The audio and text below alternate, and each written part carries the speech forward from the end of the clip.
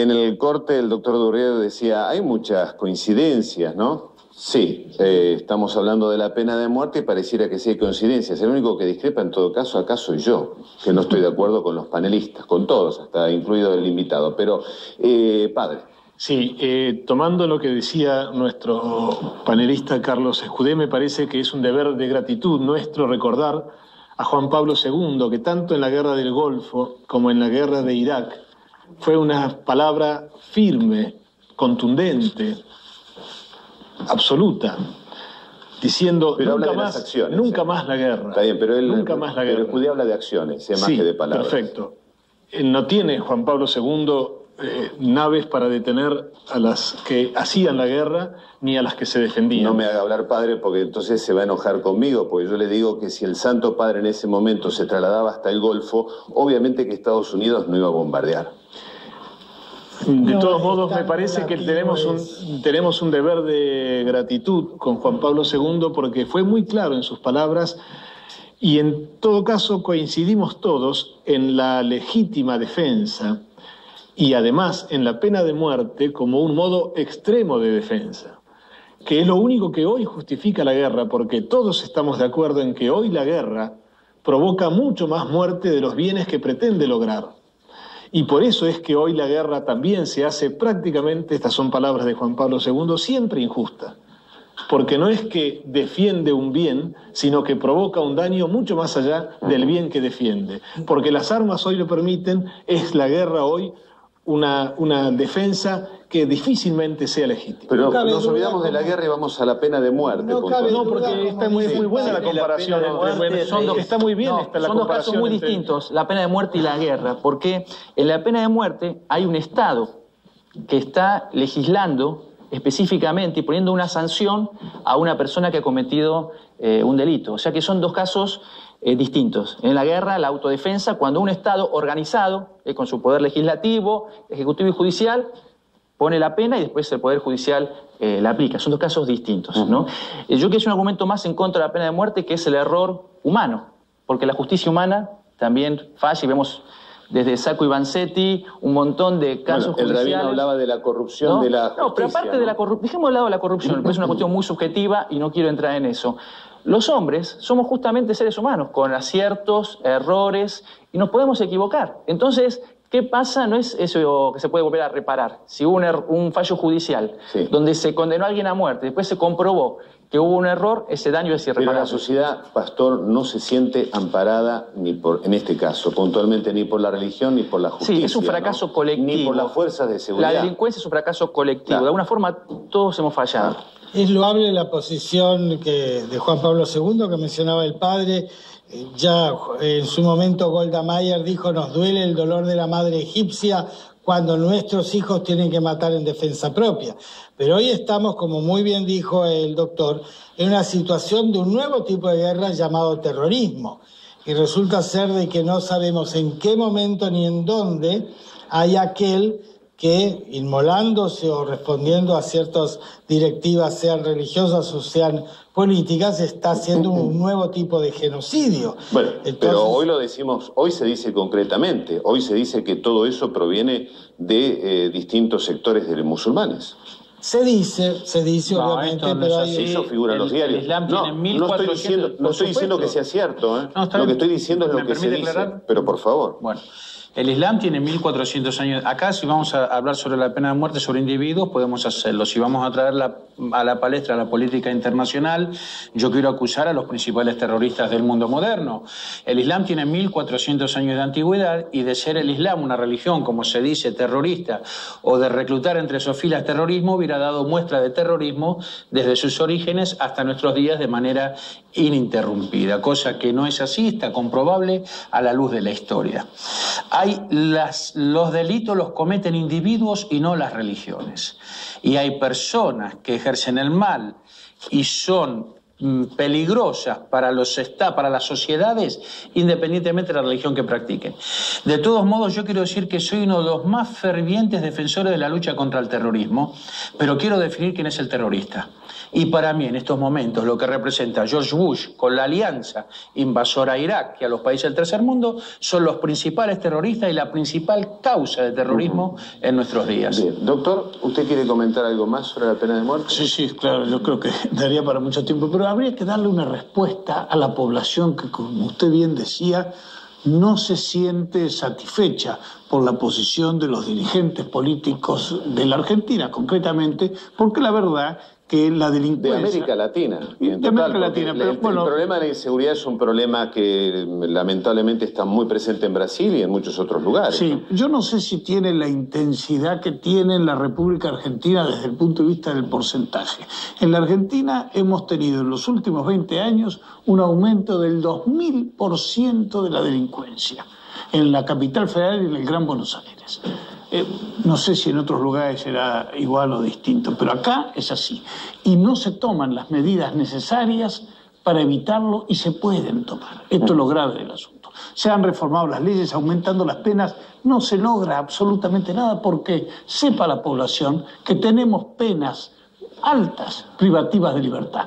Pero ¿qué pasa con el condenado? Y acá se ha hecho referencia. Bueno, va a la acá cárcel. hablaba el pastor justamente que había un cambio en la persona que estaba cumpliendo una condena en la cárcel. Quiere decir que los evangélicos lo pueden lograr. Los demás, el Mahayandás, ¿ustedes pueden lograr un cambio en los que están en la cárcel?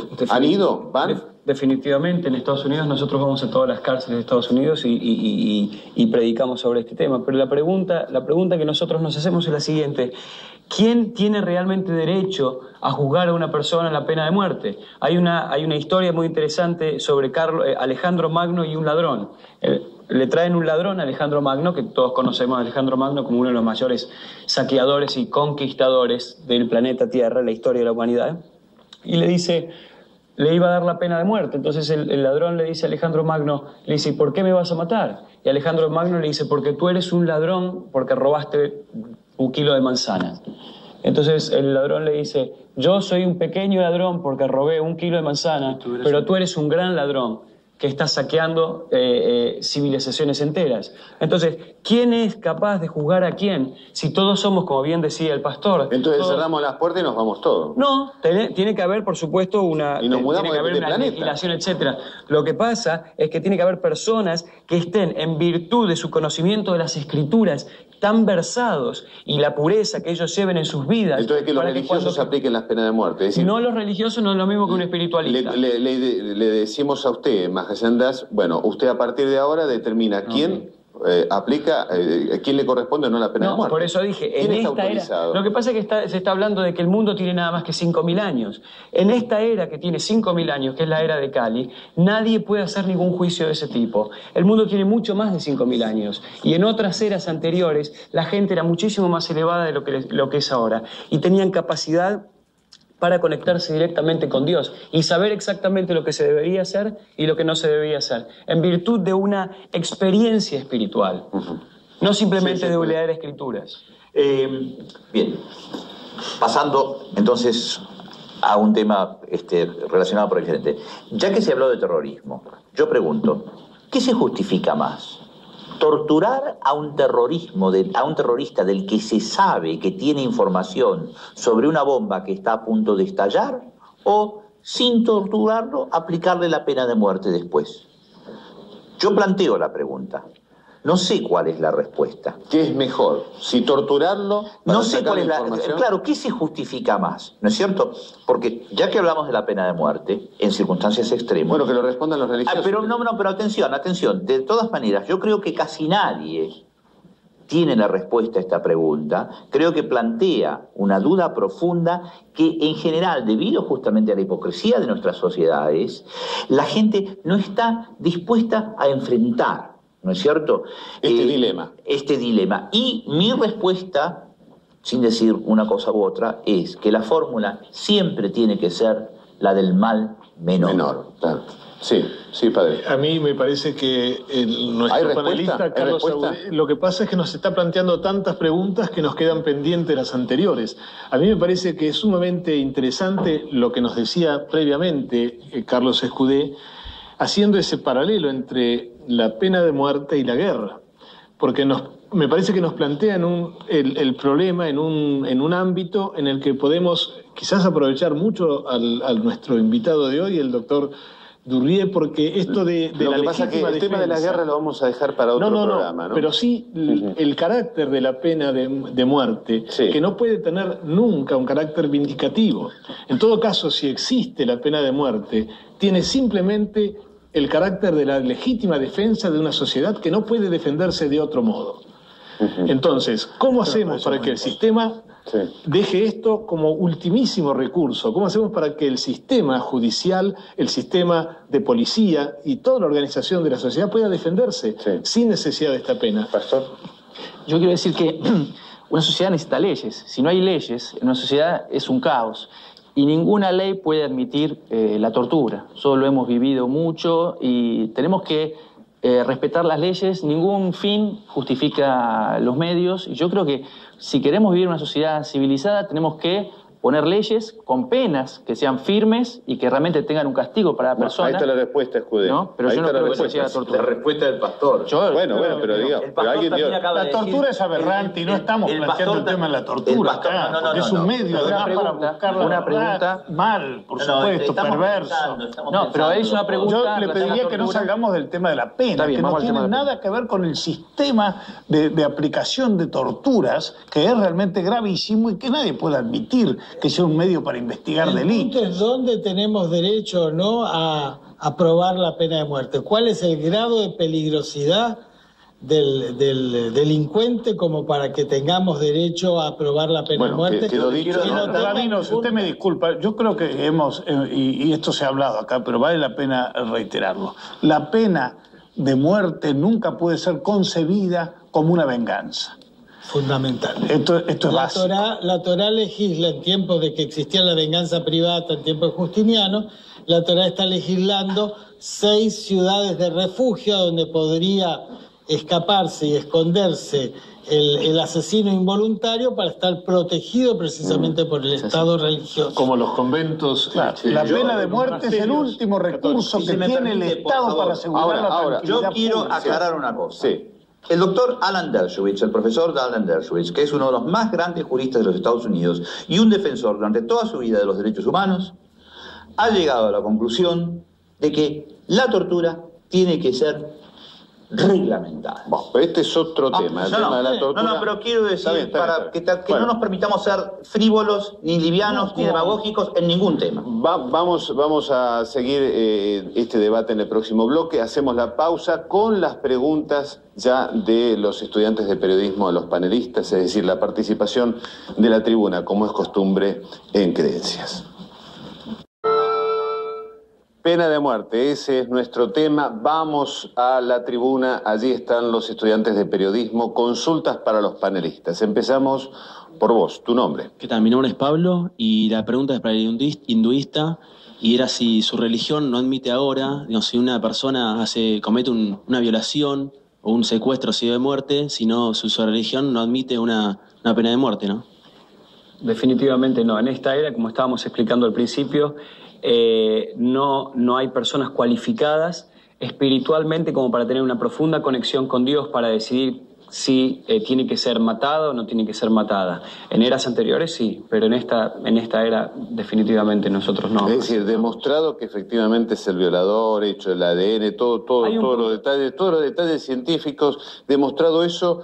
No se puede admitir que legisladores se pongan de acuerdo para decir qué hacer con un violador. Estamos hablando de leyes aquí adentro, sí. ¿no? Bueno, hay una ley que es importante, siempre la repetimos en cada programa, es la ley de karma. Cuando nosotros la presentamos, mucha gente no sabe qué decir. La ley de karma, por cada acción hay una reacción.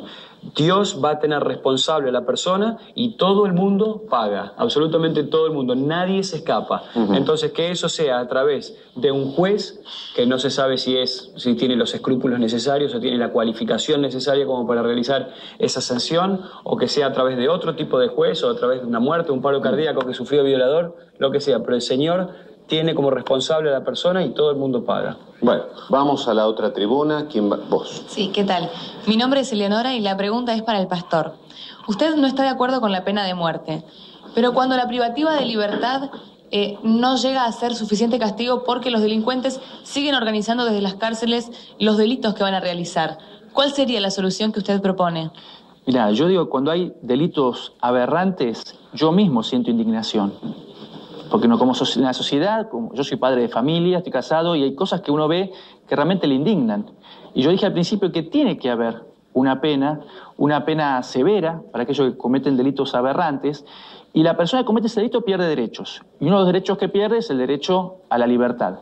Pero no puede perder el derecho a la integridad física ni puede perder el derecho a la vida, ¿no? Y yo expliqué antes que el trabajo carcelario que hacemos las iglesias evangélicas ha logrado que muchas personas que no tenían ningún tipo de cambio conocieran a Cristo y se pudieran reinsertar en la sociedad. Se pudieron reinsertar en la comunidad, digamos, religiosa, violadores, asesinos. Hay personas que son pastores, que han cometido delitos y hoy son pastores. Estoy hablando de dos delitos muy aberrantes, ¿no? Particularmente que conmocionan, violadores y asesinos. Hay gente que se ha reinsertado en la comunidad. Y la comunidad sabiendo que obviamente se trataba.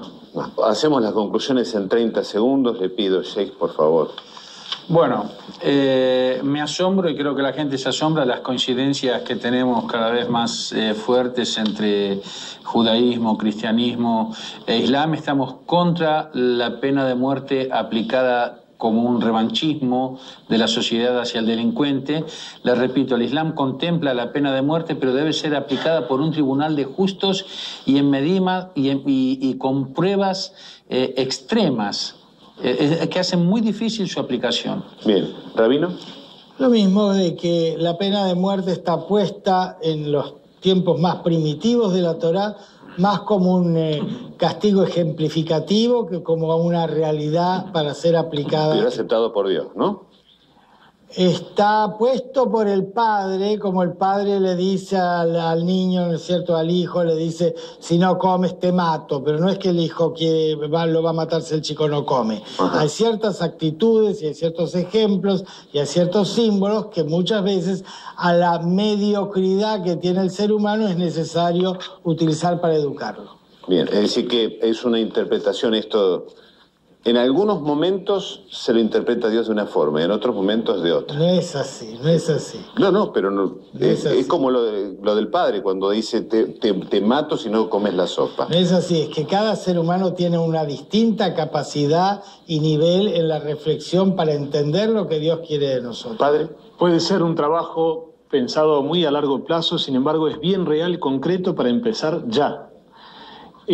Se trata de una sociedad más justa, lo que nosotros tenemos que construir desde los ciudadanos y desde el Estado, porque de esa manera entonces no va a hacer falta nunca esta medida extrema como única o última defensa. Hay muchas otras cosas para mejorar. ¿Usted cree, padre, que si es una sociedad más justa, donde por ejemplo no haya pobreza, la distribución sea más equitativa? No es solo eso. Donde haya más pobreza, menos pobreza, donde haya más trabajo de educación, donde haya una mejora de la justicia, de la policía, y de las enseñanzas morales. ¿Usted cree que ahí desaparecerían los asesinos, desaparecerían los violadores, desaparecerían los narcoterroristas, desaparecerían? La sociedad sabría contenerlos, sin necesidad de la pena de muerte. Los totales, los parciales que tenemos ahora en estos porcentajes, pero por supuesto. Y hay sobre todo un error que hemos cometido los hombres. Habría aprendido a contener estas situaciones que existen desde siempre. Perdón. La pena de muerte debe aplicarse solamente cuando representa el mal menor frente a un verdadero peligro social. Ahora bien, dudar de que en esas circunstancias sí debe aplicarse la pena de muerte me parece profundamente hipócrita y es algo que conduce con frecuencia a que se aplique la pena de muerte de facto, un policía que mata a los delincuentes en una esquina, cuando se la niega de iure. Esta es una enfermedad social. Pastor. Leo un breve pensamiento de Dickens, un pensador que dice, aun cuando todos los escritores del mundo se dedicasen a reunir argumentos para probar que la pena de muerte es una ley cristiana, es tal la veneración que siento por la vida humana y por las lecciones de nuestro Salvador que me sería imposible creerlo. ¿Mahayandas? Esta civilización necesita conciencia de Krishna, conciencia de Dios. Si las personas tienen conciencia de Dios, entonces todos estos problemas no van a ser con la magnitud que están teniendo en este momento. Entonces, a mayor conciencia divina, mayor conciencia de Dios, menos mal nos vamos a aportar, menos reacciones vamos a tener que pagar. No nos creamos que a las personas que le pasan todo este tipo de cosas, violaciones, asesinatos y demás, tomando como principio la reencarnación y que uno vive muchas vidas, no creamos que todos somos inocentes. Muchas personas que son hermosos niños, pequeñitos, así, sufren por grandes problemas, tomando en cuenta que vivieron vidas anteriores, ellos han hecho algo equivocado en su vida anterior. Es decir, que se lo merecen que sean violados. Lamentablemente, por supuesto, no vamos a hacer ojos ciegos y decir, bueno, es un problema de ellos. Obviamente que no, sí, pero me cuesta aceptarlo. Por eso, porque uno tiene el sentimiento de que un niño o una mujer, es terrible verlo así, porque uno tiene esa sentimentalidad. Además, me cuesta creer que Krishna, que es Dios, que es bondad, permita semejante Pero no cosa. tiene nada que ver con él, tiene que ver con los hombres que están equivocados. Por cada acción hay una reacción. Te portaste mal, te quemaste con el fuego. Eso es ciencia, eso es verdadera ciencia espiritual. Es más o menos que la historia de la sopa. ¿Sí? Una cosa son las cosas emotivas del corazón, otra cosa es la ciencia. Tenemos que separar. Hay una ciencia. Si tocas el fuego, aunque no creas que el niño no quiere creer que el fuego quema, pero toca el fuego y se quema igual. Doctor Durrieu, que ha sido nuestro invitado y le agradecemos profundamente que haya estado con nosotros. Una conclusión suya, doctor. Muchas gracias. La pena de muerte, en líneas generales o en general, no debe existir. Porque, en primer lugar, por una razón sustancial. Todo ser humano puede ser rehabilitado y reincorporado a la sociedad.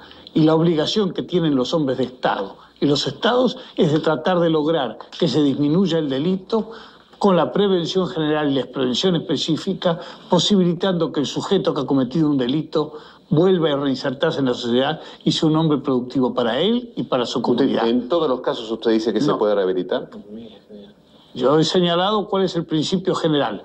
Habrá alguna excepción de algún rebelde, pues tendrá que quedarse más tiempo en la cárcel hasta que lo logre. Pero la pena privativa de libertad servirá para evitarle más daño a la sociedad. Gracias. Hay delitos muy extremos en donde, lo hemos señalado, las penas privativas de libertad no sirven para evitar el daño a la sociedad. Y ahí recién habría que ver la posibilidad de aplicar. Gracias, doctor. Gracias, por supuesto, a todos los panelistas. Como siempre, nos despedimos hasta un próximo Creencias. Que lo pasen bien.